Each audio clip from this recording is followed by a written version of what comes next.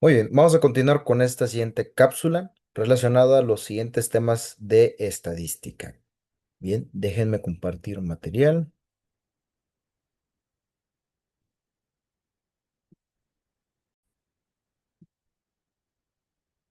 Bien, ahora vamos a analizar los tipos de universos y sus clasificaciones, ¿verdad? En este caso dice universo homogéneo y heterogéneo. De acuerdo con las características que presenten las unidades de análisis, el universo puede ser homogéneo, aquellos que no presenten diferencias significativas entre sus unidades de análisis, y universos heterogéneos, aquellos que presentan diferencias significativas entre sus unidades de análisis. La cuestión aquí es que puede haber, al momento de aplicar una encuesta, un instrumento de medición, poca diferenciación de las personas que lo integran. Una manera de poder clasificar la información de todos los encuestados o de la población perdón, de la población a muestrear, ¿verdad? Es a través de preguntas categóricas, es decir, preguntas que van a permitir segregar o agrupar a mi población, ¿verdad? Poder definirla o identificarla. Diferencia entre censo y muestra. Bueno, cuando se efectúa un relevamiento o medición sobre todos los elementos que constituyen el universo, se está realizando un censo. El censo es cuando aplicamos una encuesta, o aplicamos un instrumento sobre todos los elementos de la población. No siempre se puede hacer esto debido a que puede haber poblaciones muy grandes que requieran demasiado trabajo para su publicación, ¿verdad? Es un trabajo demasiado exhaustivo.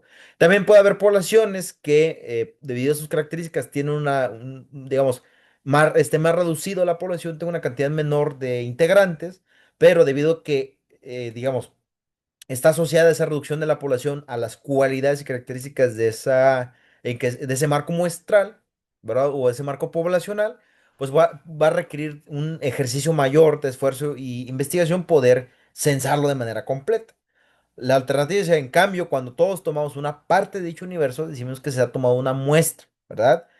Una muestra es un subconjunto del conjunto total o universo que supone es representativo, es decir, que dicho subconjunto representa lo más fielmente posible las características del conjunto total, ¿verdad? Ya vimos en su momento cómo poder hacer ese cálculo, ¿verdad?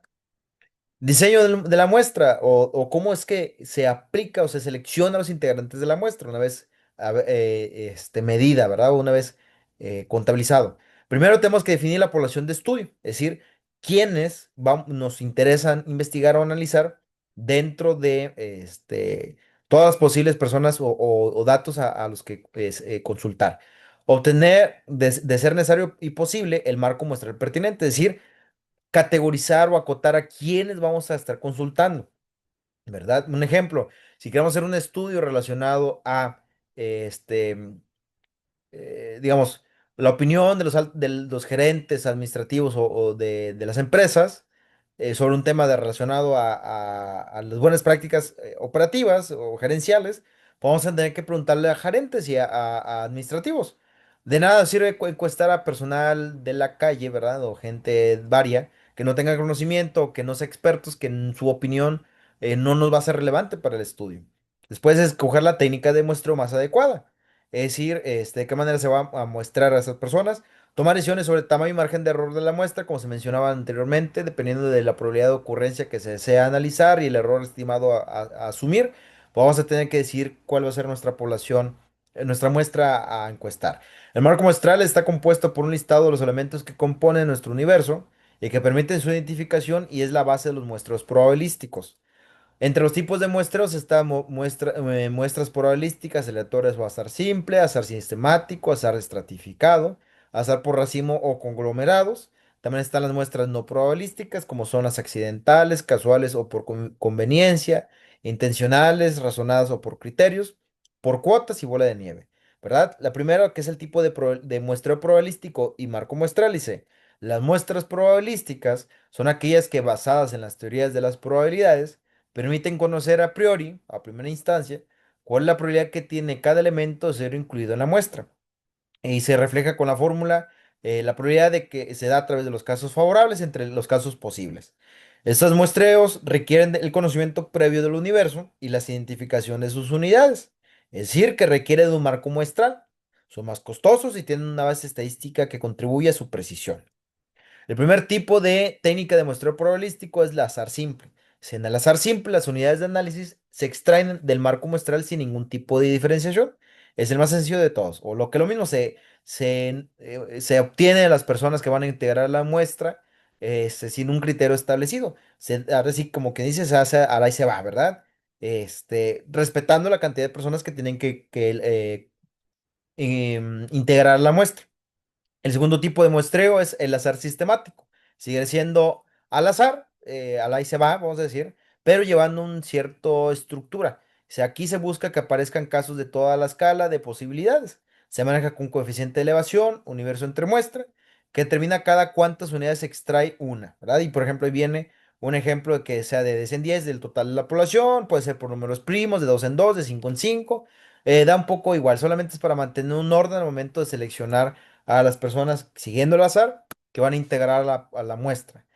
La siguiente es azar por conglomerados. Dice, está pensado para estudios en grandes extensiones geográficas. Es de gran utilidad cuando las unidades no son individuos, sino conjuntos de individuos. Una selección de los conglomerados podría ser, y poner un ejemplo, para poder medir una población a nivel país, se puede hacer una muestra a nivel provincias. Para medir una población a nivel provincia, se puede hacer una muestreo a través de distritos escolares.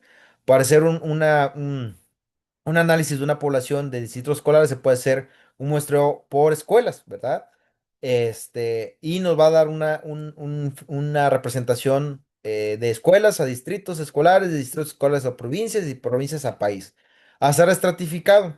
Se utiliza cuando estamos ante la presencia de un universo heterogéneo. Se estratifica el universo en base a uno o más variables que se supone relevantes para la investigación y se identifican unidades de análisis pertenecientes a cada estrato. ¿Sí? O por ejemplo, ahí viene el ejemplo de una población que está constituido por una serie de personas, pero se identifican entre ellas, por ejemplo, ingenieros, médicos, de letras y física, y entre esos grupos se van a tomar un grupo al azar, pero con base en esa categoría. En este caso se puede hacer de esa manera, primeramente identificar las personas que integran a la población con base en una característica común y de ahí hacer un muestreo, o entrevistar a todas las personas que integran a la población y con base en las preguntas categóricas, como habíamos mencionado en su momento, separar a las personas que con base en esa categoría este, cumplen o no con la cuota requerida de la muestra. Esta estratificación, al igual que en el muestreo no probabilístico por cuotas, pueden ser proporcional o no proporcional. Es decir, tener una cantidad fija de personas mínima requerida en la muestra por esa característica, por ejemplo, una cantidad mínima de ingenieros, médicos de letras o física, o puede ser no proporcional. Es decir, que se haya hecho el muestreo con base en esas características, pero sin una cantidad mínima por cada una de ellas. Ahora, para las técnicas no probabilísticas, es decir, que no están basados en el azar en particular, pueden ser accidentales, intencionales, por cuotas, proporcional o no proporcional y bola de nieve. La primera, que es accidental, y es el menos riguroso de todos. Se toman simplemente los primeros casos que se tienen a mano, es por casualidad. ¿Sí? Eso, por ejemplo, pasa cuando se hace un estudio, y por ejemplo se consultan a hermanos, primos y conocidos, ¿no? No es probabilístico porque no se hace al azar, sino que uno lo hace a través de elección directa. Intencional, dice, se usa cuando las unidades de análisis o información son informantes claves, o conocen algo, o vivió algo, entre otros, ¿verdad? A eso hace referencia que sus cualidades o conocimientos o características los hacen susceptibles a ser elegidos para la muestra debido a que van a aportar un conocimiento o una opinión que va a nutrir al momento de hacer el análisis.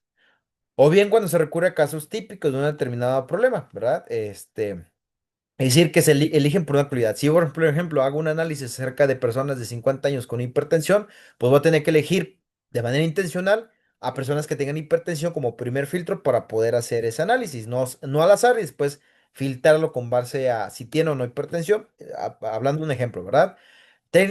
Por cuotas y se implica una mayor representatividad dentro de las técnicas no probabilísticas, expresamente del trabajar con universos heterogéneos que son fáciles de identificar unos con otros, pues garantiza la presencia de elementos de los distintos estratos o subgrupos que lo componen el universo. Por ejemplo, si yo hago un análisis acerca de gustos e intereses, no sé, de bebidas azucaradas, y lo hago para grupos de 10, 20, 30, 40, 50 años, pues entonces tengo que cubrir una cantidad de personas que hagan 10, 20, 30, 40, 50 años.